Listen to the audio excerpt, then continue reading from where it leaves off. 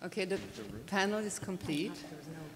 Welcome, everybody. I hope some of you have seen the rehearsals, the open practice of the dancers of the Noa Eshkol Chamber Dance Group, just performing here a few minutes ago. And hopefully all of you have obviously seen the exhibition, Sharon Lockhart, Noa Eshkol. Today's panel will be sort of a friendly talk of some of the issues that and some of the questions that the work raises, going a little bit into the backgrounds of its productions, of its histories, of the narratives that the work intrinsically sort of carries with it, but also, obviously, as always, there's many aspects that we all don't know and we would like to share with you. So I just welcome all the panelists and say a few words. Mooky Dagan at the very end. Muki has been a very, very close collaborator to Noa Eshkol for over 30 years? No. More. 40 years? 40 years. A dancer, a curator, a friend, a collaborator, someone very, very close to the whole system and the whole knowledge production that Noa Eshkol has developed over the years. Diedrich Diedrichsen is a scholar, a writer, teaching at the Academy in Vienna. I think many of you know him here in Vienna. And I think an intimate friend, I can say, of Sharon Lockhart. Not so much a friend and collaborator. So very pleased to have you. Sharon Lockhart. Sharon and I, we know each other from Los Angeles from a very long time ago. I had the privilege to be working there for many, many years. And we just remembered, for some crazy reason, that we actually already worked on an exhibition together in 2000 at the Muki in Vienna. So it's actually my second curatorial project with Sharon, something we totally erased from our memories. It was completely the opposite from here. It was a very small production, a tiny, tiny little gallery. But still, you know, Teatro Amazonas, a very memorable work.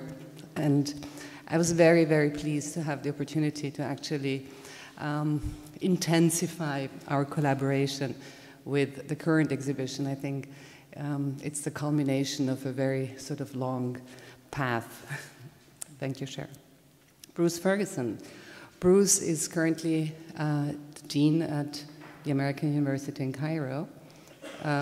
He's struggling there with a lot of issues. Geopolitical issues, political, local issues. But somebody who has been following artists' careers all over the world for a very, very long time. I'm very pleased that you're here, Bruce. Thank you very much. Thank you. So it's a conversation. I'll trigger a few questions, but please, everyone, feel free on the panel and obviously also in the audience to raise questions and add to this conversation. The very, very first question, just to give Sharon a little bit time, I know it's always the artist who gets asked first, but in this case, I'd like to ask Muki. Muki, you've been a dancer in the an ex-dancer. And I'm really curious to know, personally, how it feels to dance Noa's dance compositions. And I'm particularly interested in 2 or 3 aspects of it. One of them, which, like when I look at the work, that I find very challenging from a dancer's perspective, is obviously this sort of synchronicity of the body while executing certain moves.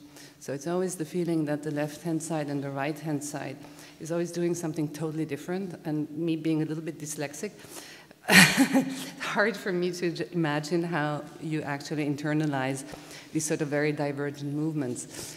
But then also, in addition to that, I guess this is something one can train at some point, especially overcome the sort of more cerebral aspects of dance and sort of rely more on the body memory. But then there's also a very interesting notion of timing in the work. So the time and the way moves are executed sort of have a timing that is always slightly shifting, and it's obviously, you know, it's danced to the ticking of this metronome. So the metronome seems to be giving a very solid structure to everything. But at the same time, there is this sort of odd dysynchronicities in the work. But then also the third and last point I'll make is somehow it always seems that the dancers are also in this sort of their spheric model. They are somehow in their sort of sphere of reference, sort of inscribed in this sort of larger circle, which obviously when a body or when bodies move in space together, you know, how do you actually sort of combine your circle with the other circles and with the many other circles that the bodies sort of describe in space? So these would be my sort of initial remarks, and maybe you can help us to sort of gain an insight in this. Well, first of all, let me make it very clear. I am not a dancer, and I did not become a pupil of Noa Eshkol because I wanted to become a dancer, which most people, or probably all people who dance with her or who studied with her did.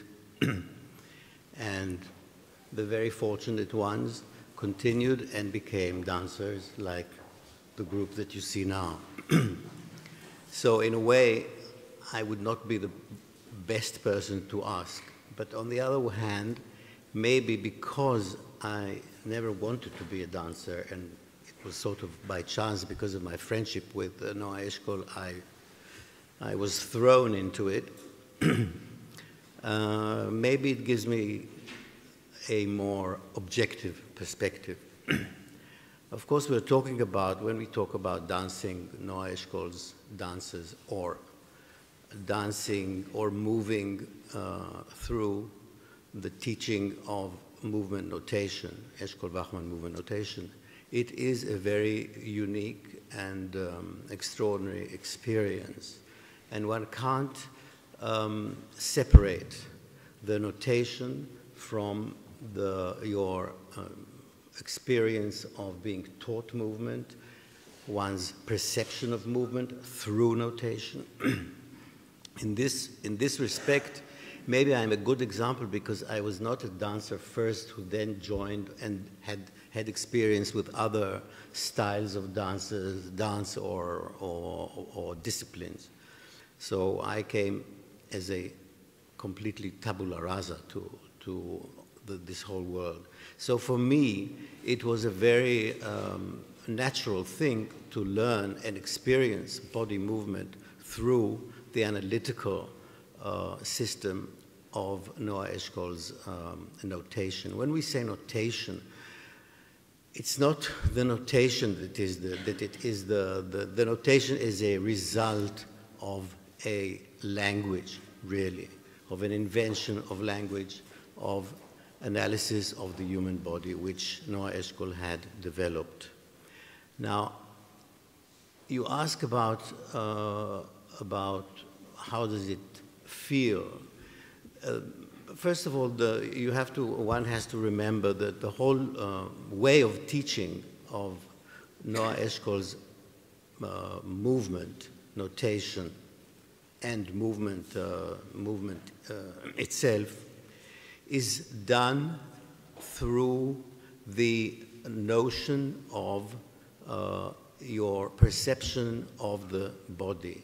And it is not a discipline or exercise that is done through copying one's teacher. It is a completely different experience. One has to get to know one's body, and you start from zero, literally. You start from zero, and the body is treated as an orchestra. It is an orchestra in the sense that the body has a structure of limbs that are connected to one another. There's nothing we can do about it, and one has to learn how to treat the body as a whole. You start by stages. You start from the very basic idea of the body as a whole, first lying on the ground, then standing up. These are two completely different experiences, and then moving, and then each limb by itself. And I'm not going to start explaining movement notation now. It is fascinating. It is very simple theoretically, and it is most complex when one has to start exercising it with one's own body, which really is the only way to learn movement notation. Otherwise, it remains a theoretical offering of how to analyze human body, which is a series of limbs and joints who have a very simple system of movement. Every movement of the of each limb of the human body is a part of a circle, and there are 3 types of movement, and that's that, if you want. The thing so the exercise of learning how to move is completely entwined and combined with the notation. Notation being the literary translation of this analysis of the human body's movement. Now, there is no music.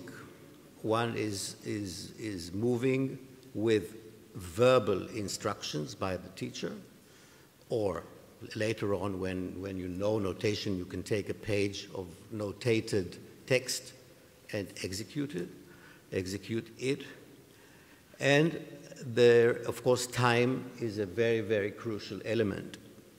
And time is treated just as it is in music. One is counting. There are time bars, and so one counts and performs just as you count in music. Therefore, there is a metronome which dictates the time units, and that's how you count. Now, because the body is treated as an orchestra, there is, of course, a possibility, and once you see Noa's dances, you see that each limb can move can execute not only different movements, but also in different counting. All this simultaneous composition is the extraordinary experience of dancing, this kind of dance. I must say that people usually get a little bit taken aback by the fact that it is a very analytical, mathematically based approach, which, as a performer, you have to think in order to do what you have to do. Unlike in other disciplines where maybe you have to only feel and express what you feel. This is exactly the opposite, if one can say. It comes through an analysis in your head. But the last thing I want to say is the extraordinarily surprising thing is the emotional experience one gets through this exercise of your brain in connection with your moving body. So that was the interesting part of this answer. Thank you, Muki, because whenever I've asked this question, I always got an answer about movement notation and the whole theoretical framework. And what it does and how it feels from the body's movement is something that the dancers so far have not wanting to explain to me. But maybe let's start then at the very beginning, and I would like to ask Sharon, where did it all start, and how did you encounter Noa Eshkol, and how did you develop actually, or in which methodology did you start working on the body of work that we see here today? It's a very long story, and like most of my projects, there's a lot of chance involved with how I encounter a subject or find a subject. I had just come out of a project called Lunch Break, where I was working with a community of workers and looking back at unions and industrial labor in the United States and this idea of shared space. And so that was what I was coming out of, and I went to Israel for 2 weeks to do research. And I was looking at textiles, and another one of my interests was postmodern dance and modernist architecture, and I had no plans to make art. It was really a research trip. And my liaison, Deanna Shoef, after a week of taking me around to different archives and showing me different sites and buildings and such, she said, you know, I think you would find this woman, Noa Eshkol's work very interesting. She died last year. She made something like 1,800 wall carpets from scrap fabrics and never cut the fabric. But she also invented a very minimalist notation system for dance that was a universal system that was used in science.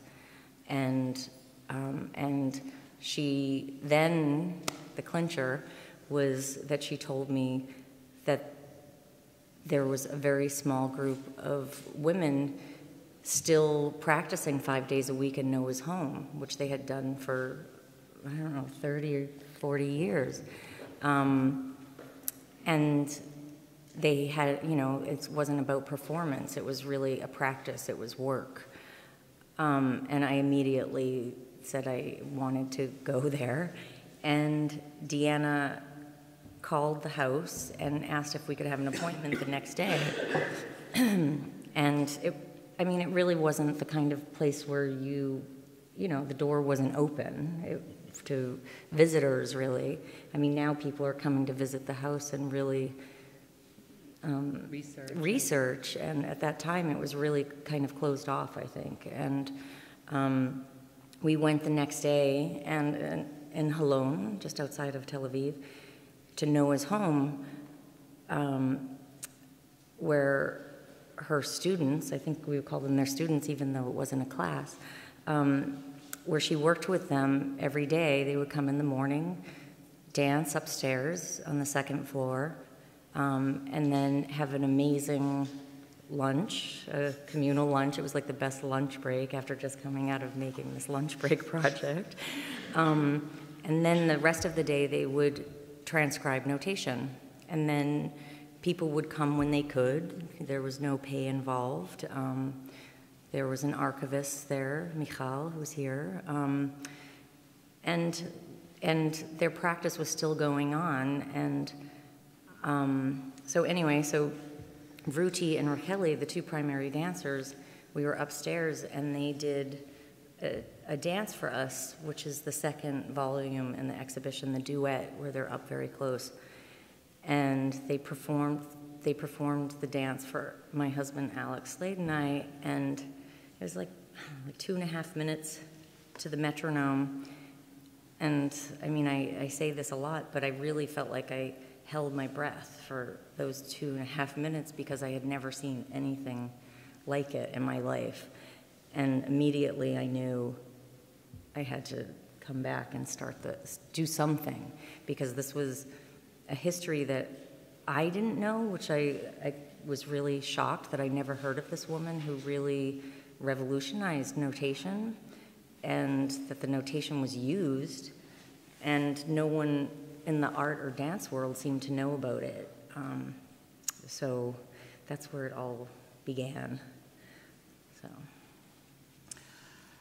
Diedrich, we had recently written in Realitätsbezüge in der Bildenden Kunst about the methodology that Sharon has developed in the way she interacts with certain communities, and the kind of system in which sort of a way of ordering and creating a setting in which certain moments that sort of feel spontaneous and natural actually unfold, but through sort of actually a choreography, one can say, of reality.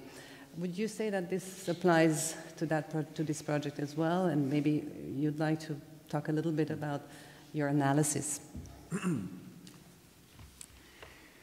Yeah, I don't know so much about how the details of how, for example, those videos were recorded. So I don't have no intimate knowledge of the methodology there. but in general, I mean, the artistic methodology of Sharon Lockhart has been, I mean, in all these debates that we had in academia and in the world of art schools and in the world of, well, mainly in these two worlds, on the relationship between art and research, several projects of Sharon's have always been my examples in debates in trying to explain what research-based art could be, and how the elements of research and the elements of artistic practice can be synchronized, put into a constellation, and where different forms of practice would interact to their advantage, and not as in so many projects that bear this name, research-based art, are only serving to excuse for inaccuracies or of one of the two sides, but instead enriching each other. And this is, her work is such a good example for that, because she's doing it in a very, very different, with very different subject matter. I think if one looks at, I think the text you're referring to was referring to her project on a Californian village in the hinterland of California, and with local basically children and youth, teenagers, and their lives in relation to the economic situation, but also in relation to landscape, in relation to cultural practices, youth cultural practices, which is very, very different from the work with workers in the lunch break project, but both are but both can still be described as people who see each other on a daily basis and are now exposed to a view from an outsider, who's looking for something, and I was writing about this in relation to ideas of realism, but I think with the Noa Eshkol project, there are also there's a lot of implicit arguing with methodological questions of art production itself going on, because I think one of the reasons for the fascination, the interest in this work and in this whole complex has been that there's been a kind of an alternative, undiscovered practice going on there, which had a lot to do with questions that in the other art world, or in the art world which was inhabited by Sharon and myself too in the last 10, 15 years, have been asked there too, but not knowing of these results that already existed there. And especially if one looks at the larger history at the last 50 years and the development, for example, of the diverse strands of conceptual art in the visual arts, in fine art, and on the other hand, develop the type of knowledge that exists in relation to dance and in relation to study of movement in the human body, it is very important that by discovering Noa Eshkol and people who work with her, and discovering is a strange word in this, because this is all happening in the same kind of there are so many contact points, so there are so many shared points of reference. It leads to the knowledge of a second historical strand. When one looks at the 60s, it is so often about a liberation through getting rid of the allographic, the script. It's getting rid of notation. It's getting rid of prescriptions. It's about an idea of authenticity that finds itself in the body itself.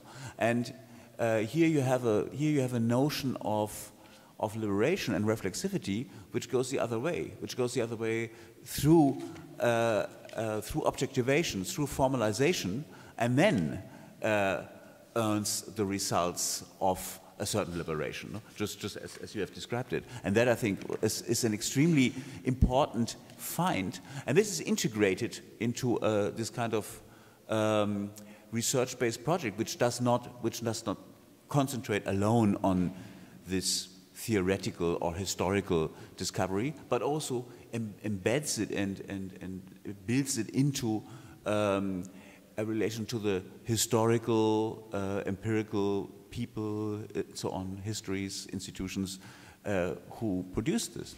And yeah, that I find amazing. Thank you.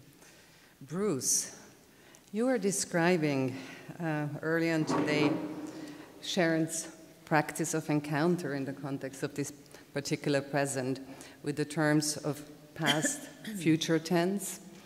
Can you elaborate on that? Sure. First of all, thanks for everybody coming out on a what turns out to be a cold winter evening. Actually, Daniela told me I had to be brilliant yesterday.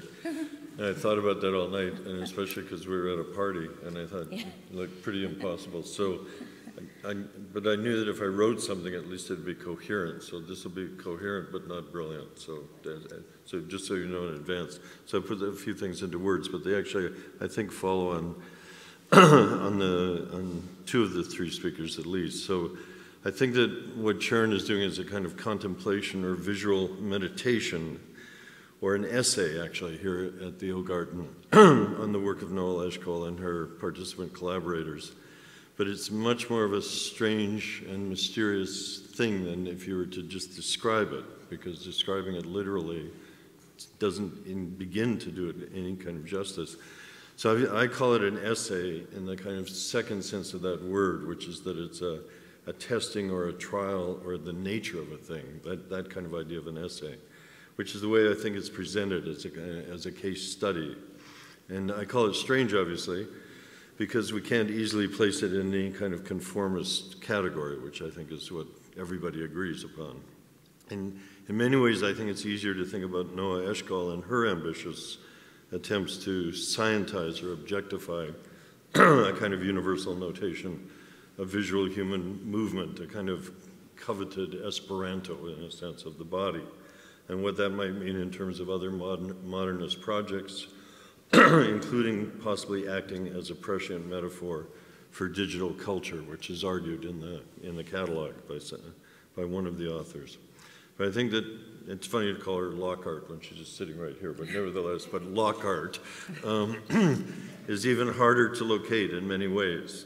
Whatever this installation is, composed of short recorded live elements and also photographs of metal objects contained within spherical parameters and some sort of crazy quilt type textile productions. We're not in the space of a documentary, is the first thing to be said about it, I think.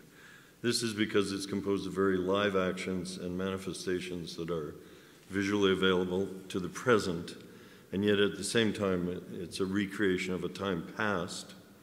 And it's also the visual recreation, in effect, of a future, which is now also past. So the installation exists both in the present and the past simultaneously, and in a kind of fiction of the future, or we might say in verbal terms, the past-future tense. So it isn't a summation of the past, and therefore it's not necessarily nostalgic, nor is it, as some works of art try to be, I think, a gesture towards the future as a template of possibilities. So in some ways it reminds me of a museum piece which is conserved in amber, in this case a kind of fossil of innocence and idealism, polished, beautiful, but of a different time and place than today at the same time. And yet, like all good works of art and exquisite aesthetics, it is always available for immediacy and interpretation, which is to say that it's not dead, but instead open to a kind of afterlife that some objects seem to engender. So we might say that Lockhart is creating a kind of double vision, or even triple vision. one of Eshkol as the ghostly theorist of bodily space and movement who hovers over the exhibition. And then there's one of the actual performances of the actants, as Bruno Latour would call them, including the textiles and the images, as well as the danced pieces. And then one of Lockhart's own weaving of these pieces together as though separate, like the rugs, but in actuality a kind of uber vision. So we end up with a kind of 3D art in a space which is always ironically flat, a kind of illusion of history at the same time as one of its very authentic fragments. And it's this kind of contradiction or oscillation at the center of it that intrigues me. So, and yet what I'm saying is not entirely true, of course, and that is where this kind of what I would call a peaceful tension exists, because it's not simply a document or a documentary, yet it also does exist, particularly in the past of the time in which it was incubated, that is, the notes being played forward in the actions that are recorded. And that's this intense moment of Middle Eastern modernism, of which Israel, Iran, and Iraq, for instance, were also an eminent part, a part of a global conversation at that time. If you remember that Zaha Hadid, for instance, emerged from a similar context of a modernist moment in Iraq, for instance, now, of course, long forgotten. So Lockhart's work as an interlocutor of Noa Eshkol exists now as a set of strange avatars, an invisible but present discussant in a conversation that is kind of stuttered forward as a reminder of the idealism of universal speech or universal understanding, both of which have become eminently unfashionable after the death or the incompletion of modernism, which is why Lockhart has invented a new genre of work, I think, a kind of vocabulary of time which is both a bridge and a break. It bridges towards the past and it breaks with it at the same time. It's a slow motion action image which is then replayed of the bridge stable before breaking, then is replayed with the bridge stable before breaking, and so on, into a kind of reproducible infinity, which is why it's a strange and mysterious object. It kind of has this Sisyphean trajectory. I have no name for this genre, although it comes closest perhaps to a kind of anthropology, but I like Eva Wilson's term for it. Eva's sitting right here, for two bodies close in nature and close in synchronization but different, which she uses in her catalog essay as odd sympathy, so which I think comes close. I think I have this odd sympathy to this exercise of both Lockhart and Eshkol, although I'm suspect of the universal hopes that originally underwrote it, and I'm amazed that Lockhart has let us look at this with sympathy and oddness both. And as Daniela has written about it in this very lucid catalog, which I recommended to all of you, which I stayed up all night reading last night, in explaining the oscillation between subjectivity and objectivity, which Muki was talking about as well, that characterized Eshkol's work, she says, the ability to express the subtlest nuances of timing and the simultaneous movements conveys freedom from any preconceived pattern. And this might be the same analogy as the structuralists use between parole and speech. That is, in one case you have the rules and regulations and protocols of language on one side, and the other, its manifestations on the ground or on the tongue, so to speak, as language is put to the test. And ultimately, like patois or regional dialect or non-standard speech, the tongue of each body speaks the language differently and arguably more freely and subjectively, despite being tied to a complicated system of regulatory notations. So that contradiction, I think, is both in the work and then it's reproduced or doubled or even tripled in the work that Sharon produces of the work that already has that contradiction in it. So I think I'll stop there, but this was my little gesture towards writing. Well, that is a bit difficult to directly sort of address right now, but I think it does show us a little bit these sort of different Noa Eshkols and these different personalities. I think, and Muki, sorry for talking about somebody we all didn't know, and please yell at me if I'm saying something completely incorrect. But it in some ways, when we went to Israel, Some people describe to us sort of the two minds of Noa, sort of the one mind that was sort of the person that created movement notation, and there was the other mind that was creating the wall carpets. And it was always like a very suspicious kind of description of this two-minded person. Right?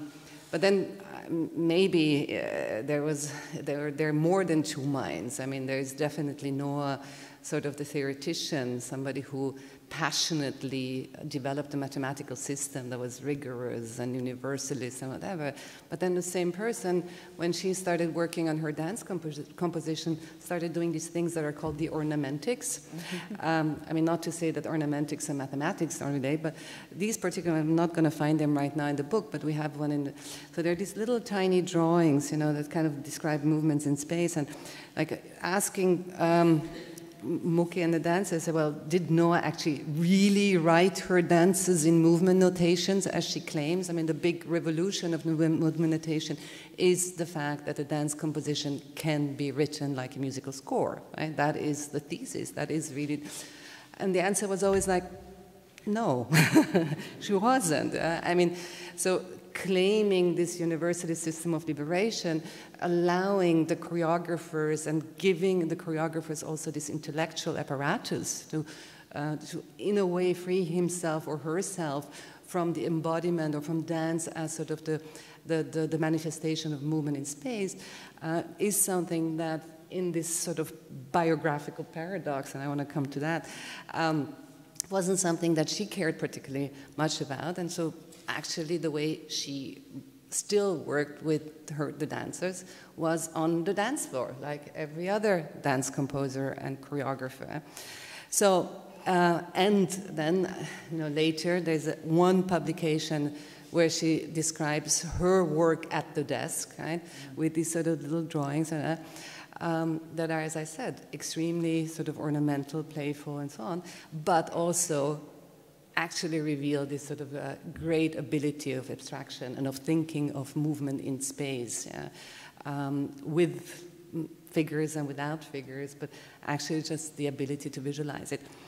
But Sharon, when we were preparing for the catalog and thinking about who could write and what should we, how should we even do it, I mean, I have to tell you all that this exhibition was a great risk in a certain sense, that we had Sharon's consent to work with us on this project on a very sort of short timeline, and we said, okay, you know, let's do everything. So let's do the exhibition, let's look at the archive, let's invite the dancers, let's bring them to the session for dance performance.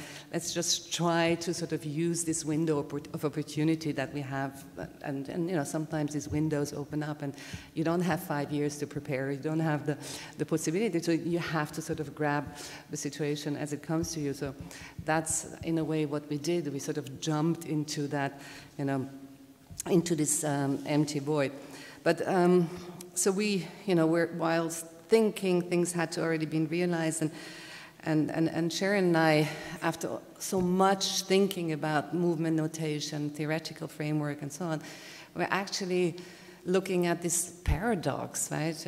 As we just said earlier, that there is so much about both the work that Sharon did, but also in the way we look at Noa Eshkol and her sort of biographical spectre that is transmitted to us, not just in terms of numbers and figures and notations, but of, you know, bodies in space and age and sort of the lived life behind it. And at some point, Sharon says, Francis Stark, a very, very old friend, just wrote me this amazing text message, and Francis Stark just saw the exhibition, a part of the exhibition that we have here at LACMA, and she commented on the work as being this composite of two women's mind, kind of revealing issues of mortality and aging, and describing the textiles, so the wall carpets, as this biographical paradox.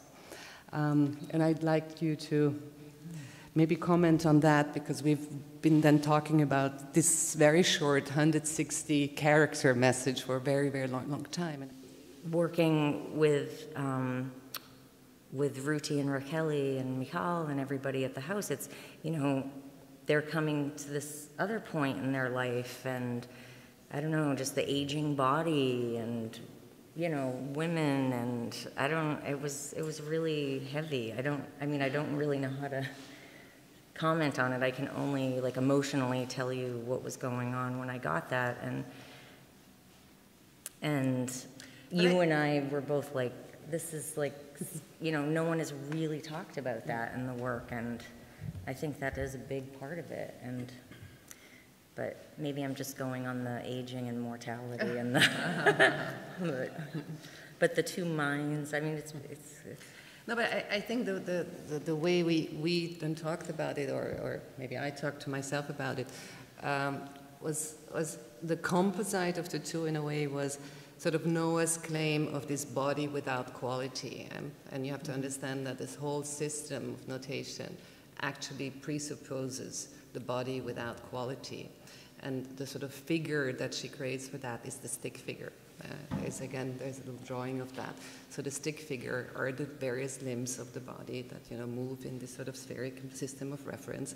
And, you know, every notation describes a position in space of the stick, right?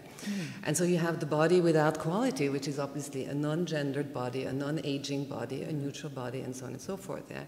But then in Sharon's Noa Eshkol, the bodies are very real, and the bodies have age, and they have, you know, they have lived, they have life, they have had histories, you know, many, many histories. And suddenly also the space somehow becomes a gendered space because of the introduction of these two minds, right?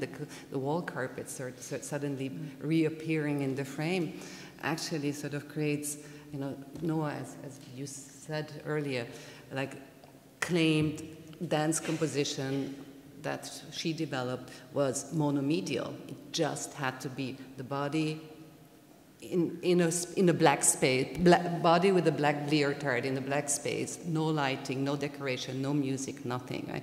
Complete. No man, no woman. No man, no woman, yes, thank you. So a degendered space, a neutralized space. Yeah? And in the filmic representation, you have these wall carpets that actually are narrative, compositional, ornamental, colorful. You have bodies that have inscribed histories, that have agents on it. So in the composite, in a way, the sort of body without quality actually becomes a body with qualities. And you know, something that, you know, as Muki says, if you allow me to quote you, Noah would never let happen, right? That was completely contrary to, obviously, the system that she had devised. But maybe, Diedrich, body without quality, modernism, notation. I think you were a little bit indicating that this was a direction, a trajectory that you would like to comment on. Well, first, I mean the body that's abstracted to a notation system is a body who survives. I mean that's an old idea of the notation system, that it is before there was recording and photography and indexical means of storing an artistic performance, a time-based artistic format. Recordings, notation systems were the ones to guarantee the survival of art, guaranteeing the ars longa promise versus the vita brevis. But what I find so interesting about the specific historical moment in which this has been developed and performed, not developed and put into reality or confronted with reality, is this. I mean, if you say there was an attempt to abstract or to formalize and then. But there were still the bodies. There was still the necessity to physically perform it, and then this kind of split or this kind of antagonisms or thesis and antithesis is something that comes again together in Sharon's work. It's interesting because when globe structures became into the general regime of attention or into the that was basically when the Earth was photographed and when the Earth was visible as a whole. At the same time, this functioned as some kind of abstraction, and it invited one to think of the Earth as a unit that could be organized, managed in an abstract way, and I think, as far as I know, Noa Eshkol was pretty much involved in this kind of development. She was collaborating with Heinz von Förster and with people who were working on cybernetics, and her notation system was even used, or I don't know if it was really used, but it was people who were working on robotics thought of using it. So there's a whole report on that. It is. So yeah, but at the same time, when the Earth as a model, when the Earth as a all visible globe was becoming into the focus of attention, it was the same time when ecology became an issue. In ecology, basically dealing with the fact that you cannot abstract away the diseases and the political contradictions from this model. No?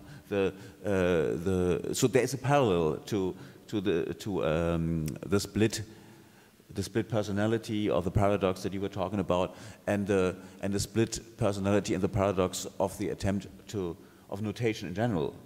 And I mean, if you're saying that the body was discovered as an orchestra, I thought it's so interesting that, of course, there was a point in history when the orchestra was built, and it was built after the body.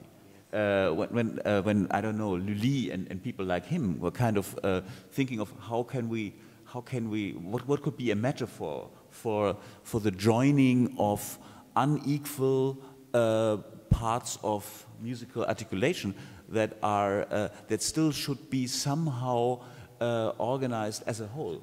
Then it was a body, and but the price for using the body as a metaphor in building orchestras was that every limb or every member of that orchestra had to be ultradisciplinary. You know, they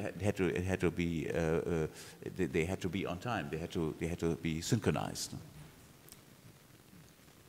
I didn't say anything about the modernism question, or what? Yeah. Anyway. Next time. Well, I shortly spoke about the wall carpets as being this other mind of Noa Eshkol, one of her many minds. There's this story, Muki, that Noa started working on her wall carpets during the Yom Kippur War in 1973, and that kind of is sort of the grounding moment in which that practice entered her life. And I would like to ask you, what exactly happened that moment, because it seems just, again, from the outside, that not only the practice of creating these wall carpets started in these early 70s, but her life started to change radically around that time. So between the 1940s, 50s, 60s, there seems to be a really strong ambition to sort of communicate the notation system, the dance practices, the composition to the outside world. She was traveling, she was studying, she published books in England. She continued to perform with the chamber dance group in Spoleto and so on. And suddenly in 73, one can reconstruct sort of this shift into returning to the house in Holon. And suddenly the sort of house of Holon that Sharon has described in her first encounter, becomes the epicenter of everything. You know, this is then the place where the dancers come, where the carpets are done, where the diaries are kept. You know, there is a whole practice of daily routine, of working, of living together, of developing something together in that house. So externalization at the beginning, internalization in the next 30, 40 years. It's two questions in one.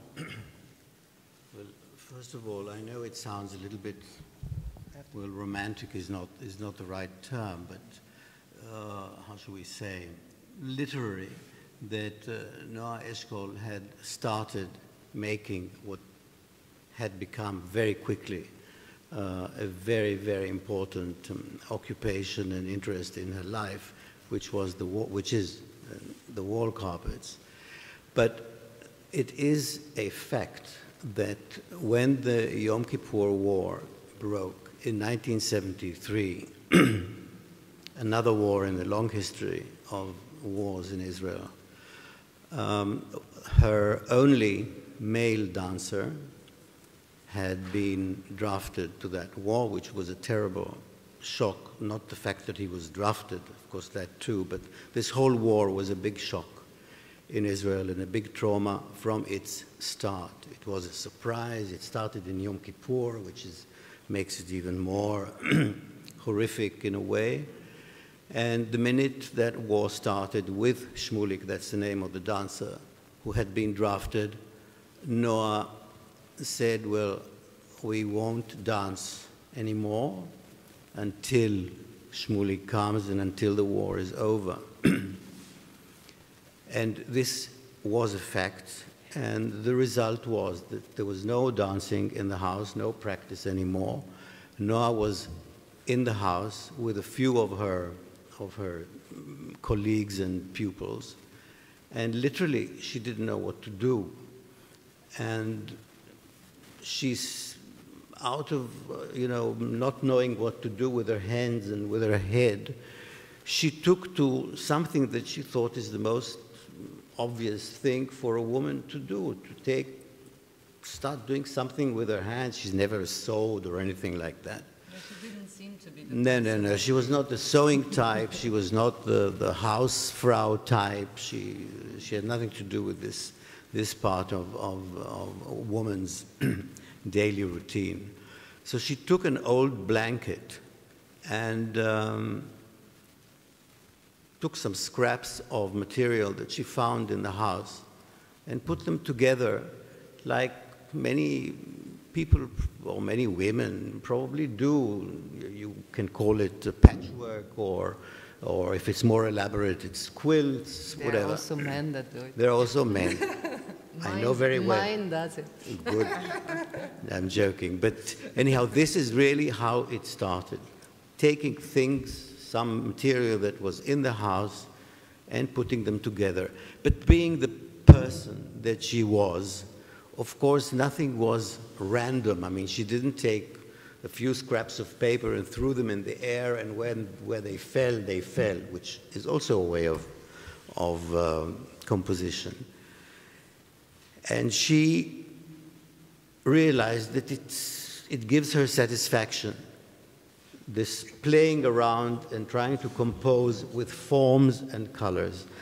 Noa was never a painter, although she was very versed in art history, in music, but her interest was solely in, as far as herself was concerned, was in dance and the notation and composition of dances. She discovered this form of this new world of color, patterns, forms, and very quickly she realized that this is a world that was very worthwhile to delve in. Little did she know what it was going to do to her life and to the people around her. So really the first wall carpets, and she immediately called it wall carpets. She did them on the floor, but it was meant to be hung. Even the very first ones, when she still didn't have any idea what she was doing, she made a composition of some scraps of materials that she found at home, and she pinned them together and she stitched them. Then she was a big collector, Noa, a hoarder. She hated, this is also apropos, very interesting connection that you made with the environment and recycling and everything. And I think this is a very interesting connection in connection to what you had said of these two worlds. I mean, Noa certainly was a recycler. There was no question about it. She was a hoarder. She had an enormous collection of buttons in the house. And you'll see, I have to show you pictures. I think the second carpet that she did at home, she combined buttons in it, because this is what she had. And then very, very quickly, the stocks that she had at home were exhausted. And people started hearing that she was doing this thing which she couldn't explain. I remember a personal note. When the war broke, I was in Rome.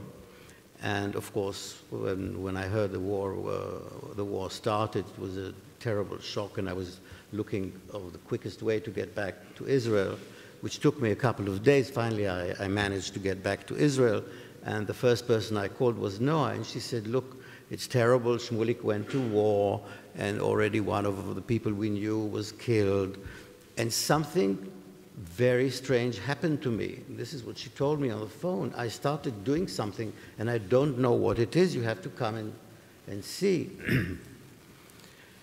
And this word spread around with all her friends, and then people started bringing her all kinds of, she needed background, so people started bringing her old blankets, old bed covers, old curtains, and bringing her old clothes, old scraps of material which they found at home and so forth.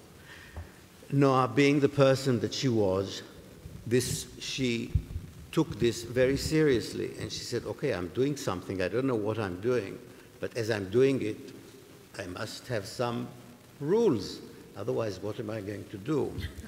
So her first rule was that she was not going to cut anything. She was going to use any material that is there, any form that is there, as it is. And she explained to me, she said, if I was going to start cutting forms, I don't know what to do. I don't know what to start with. What am I going to do? So her inspiration, if one may use this word, which she didn't like at all, was the material that was there. Very quickly, this material developed in the sense that people we discovered the scraps of paper, of fabrics that were thrown away from workshops and factories of clothes. And so we used to go to the district in Tel Aviv where these workshops were at night and collect the garbage. The rag brigade. Yeah, the rag brigade, they were called, yes. And people started bringing from friends, from kibbutzim, from all over the country, people started bringing scraps. And there she discovered a whole world of form, color, and patterns. And it developed into what resulted in those hundreds and hundreds and hundreds of compositions that she had made with these pieces of material. But as I said, she had a few rules. One was she wouldn't cut anything. The second, it was very interesting, she would not use any fabric that had human figures on it.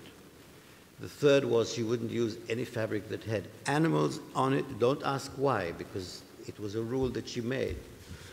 And the third was, and then it became her great ambition, was to show, as she did, try to show with her notation, that there is no hierarchy of beauty, there is no hierarchy of importance of form or color or pattern. And she was the happiest when she could take the most ugly piece of material and compose it into something that then resulted in the most exhilaratingly beautiful composition. If I may just make one more personal note, you talked about this dialogue between Sharon and a dead woman, Noa Eshkol. I think it is, of course, it is something that is amazing in the result. You're all much more knowledgeable than I to analyze it and everything. But I think, first of all, as you had mentioned, this dialogue would have not been possible if Noa had been alive. She would not have led. She didn't like any kind of dialogue. She didn't have any dialogue with anybody almost. She was much too interested in what she was doing. She had no time to dare to, although this is also not very true, because she went all the way. No, but that's not a dialogue. No, but it's also, this is not true, because, for example, she went to China because she wanted to investigate Tai Chi. So it's not true to say that she had no dialogue. She had interests in movement phenomena, but not so much in other figures in the world of dance, so to speak. But the fact that this could happen, which is to us, people who are left to carry on the legacy of Noa Eshkol, and I have the great honor and responsibility to be the chairman of this foundation. Sharon Lockhart's entering our lives is a kind of mysterious miracle. I'm sorry to use these terms, but it's absolutely true. It is very clear that Noah's work would have been lying dormant for many, many more years. There is no question that out of Israel it would have not come out. I know because I've tried, and there was a big wall against anything that Noa was doing because her discipline was too difficult. She herself was not very communicative during her lifetime, and that's how it stayed. As far as the wall carpets were concerned, of course, you who are versed into modern art, you can imagine that the first reaction was, well, this is some kind of woman's handicraft. People didn't realize. There were very few people who realized, didn't write anything about it, who realized that actually this is something that belongs to the world of painting, or whatever you want to call, rather than, you can't put it in the category of handicraft or folk art or anything like that. I just wanted to say, is it okay if I butt in? Yes, Is it of okay? course, 'cause otherwise I'll never stop. I just wanted to say that collaborate, like this saying, this like collaborating with a dead artist. I mean, I really got to know Noa through the house and through women, and so it was really a collaboration with them. And then also just about Noa being, I mean, I don't know if you said the word difficult, but I think she's a difficult woman.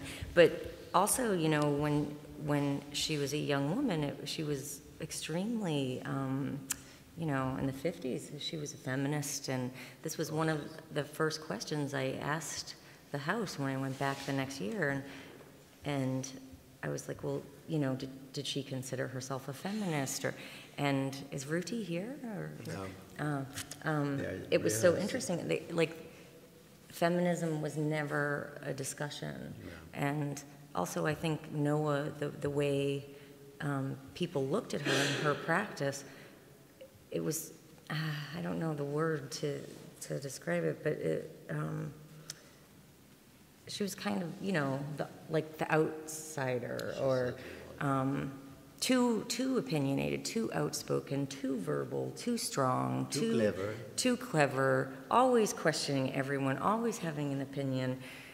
So I think she really, like, the time that she was, yeah, I think that had a lot to do with the perception of her, and I think when the exhibition was in Israel, all of that generation coming to see the work. I mean, when they were trying to raise money for the exhibition, they were like, you know, they went to the older people, I guess, who had money, and it was like, Noa Eshkol, he was crazy, you know, like this cult or something. And then it was really like through a younger generation teaching the older generation that there was something to look at.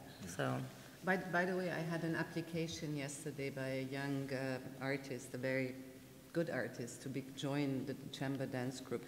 Can I pass him along? Does he have a chance? No. No, he has a chance to start studying. Yes. Please do. Take them.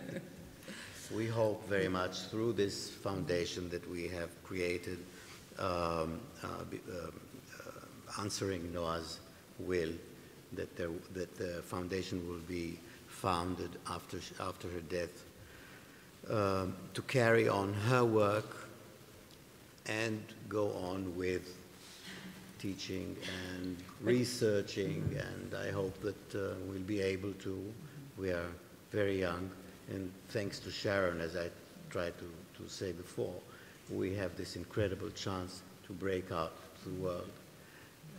And the results already are staggering, and I think we'll be able to, hopefully, that we'll have enough people to help us materialize what we would like to do, which is go on teaching and slowly creating a school maybe. And so when people will want to come and study movement notation and Noa's dances, they will have an address in Israel. Maybe let's make a quick last round. I think everybody's looking a bit tired, and then some questions.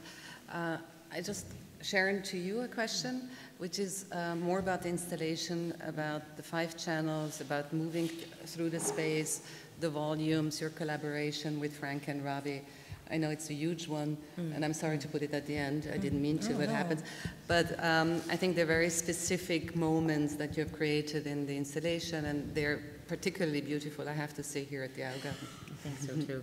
I mean, I've been collaborating for 13 years with Frank Escher, who's back there, and his architectural partner, Ravi Gunwardena. Another incredible collaboration. And when I was making the work, I really wanted it to be about movement and to make the viewer aware of their movement in space and in relation to these volumes and the body and the carpets and the height of the plinths and the photographs of the spheres that Noa made in the early 50s. And we've done the show a few times, but this is my favorite installation because it has air. It has like it's breathing, because you can see through the windows. You can see the trees. You can see the trees moving. It has daylight, and it's like such a procession kind of thing, like happening going into it. So I'm really happy, and I love how this space is occupied. I mean, seeing Monica Bonavicini's class in here today dancing, this just didn't happen in Israel. I tried to make that happen. This space was occupied since 1956 by Agustinus Ambrosi sculptors in the marble monument. And we took it over. You can look behind the screen. Many of you know that, but I just, for those who came from the world outside, looks like a normal space, but it's a very ghostly space, and it has a lot of again, convoluted histories. And we managed to get the Belvedere, who is responsible for the space, to allow us to use it for 4 weeks for the dancers, for the chamber dance group to rehearse, to practice, to have open rehearsals every day of the week between 2 and 4, and that allowed us to push the big marbles, to the sides, and actually even move a few of them out, and bring some movement into the space, and that's. Thank you, Sharon, as well. It's a miracle. It's a total miracle. I was like, we can just move those 10-ton sculptures. But it was especially great because of the Superflex and Zyman show that it uncovered these letters, and so the history is like out. And yeah, now I forgot what I was going to say. Sorry. But yeah, I forgot what I was going to say. Diedrich, any final comment?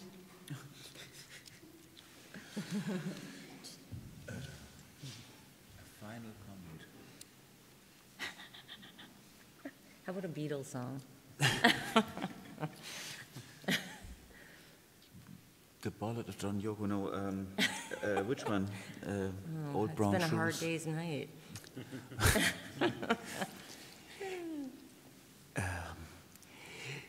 There are so many loose ends, no? where I could continue. I mean, the whole question of what happened in the same period with notation ideas in music, and how that was like, how it went through a whole re-examination, rethinking the idea of notation, and how that was discovered by the visual arts at that time, and how it became an autonomous genre, how notations became autonomized, but how these notations were so much about already about epistemological doubts about the possibility of notation, and but how on the other hand they were like in Cardew or Haupenstock-Ramati here in Vienna, or Brown in the US, but how they on the other hand were relying on a certain trust in a notion of a linkage between graphic drawing and actually consequences of drawing and graphic in the human body and in human actions, and while going away from it, or while trying to make it more complex, and how such a project of the one by Noa Eshkol is so is in a way, or also someone like Sol de Witt is kind of the necessary other side to support.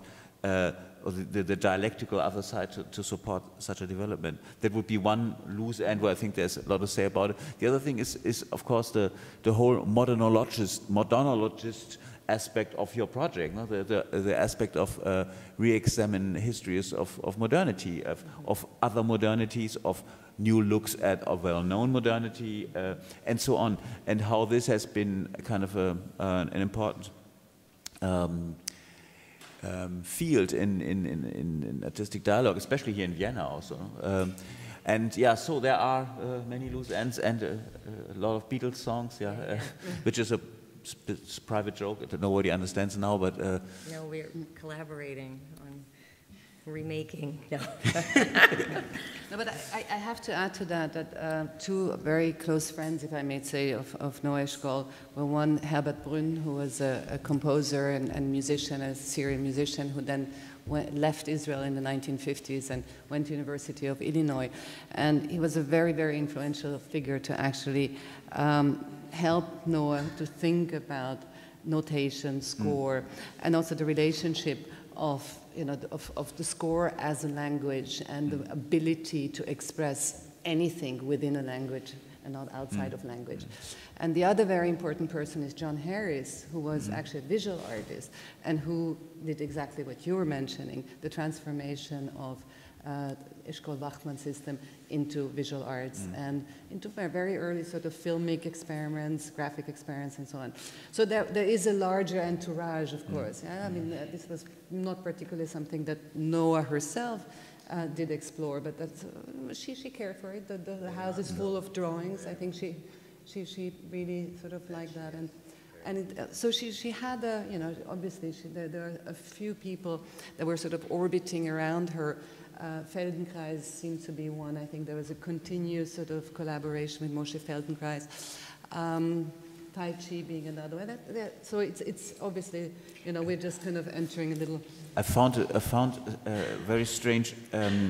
Found a radio play on the internet. A radio play on Heinz von Förster, and it included original statements, original sound bites by him, and one was that he had brought this Israeli dancer to his department, and that they but that he had already brought philosophers from so many different parts of the world that they were impatient with him, so he had to go to another department of the university where they were glad to have Noa Eshkol, and that he wanted to use her work, her notation system, in order to build a planetary robot.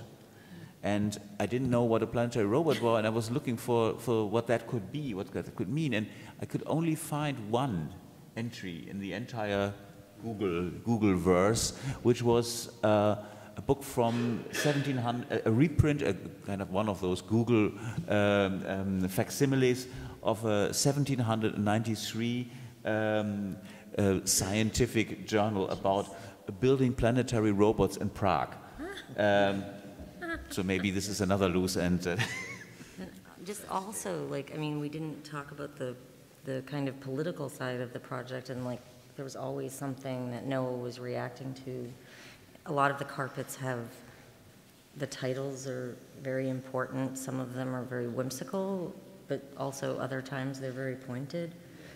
And yeah, I mean, I think in the diary translations that you guys did, there's like little snippets of life that that come into it that really inform the project, and how complex it was then in Israel, but also in what a complex person Noa was.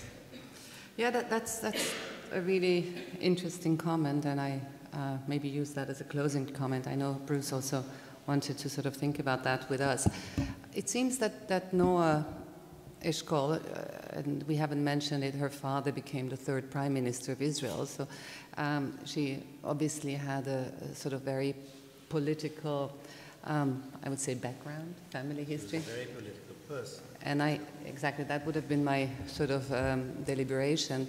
It just reads from the diaries that we have, that Ruti has excerpted, and Muki has worked on, and Martin Goodman has more some collaborative diary representation.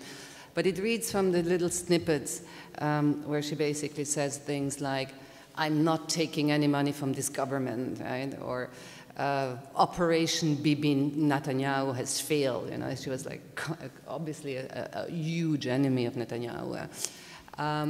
So there are these sort of individual statements that kind of show her really very, very sharp political mind. But then I also have to say that we reprinted some of the prefaces from her books, and most of them are very technical. Some of them have dedications to collaborators. Sometimes you see them generous enough to really credit people who've done the work.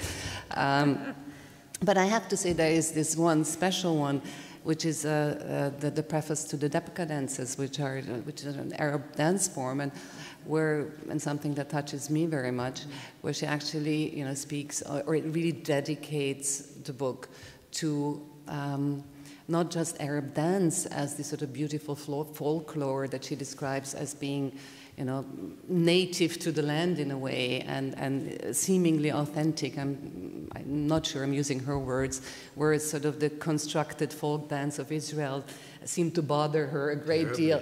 She seems to be totally mad at this sort of neo-folklore that Israel has sort of kind of invented based on a bit of this, a bit of that, and so on. Yeah. And Shmuel, again, the same Shmuel that was drafted, was the person that worked on that book. And while he was drafted, obviously the work on the book came to a halt. And so she writes, isn't that a great paradox that the person who had dedicated most of the time to actually writing this book on Arab dances is now fighting on the Syrian front, right?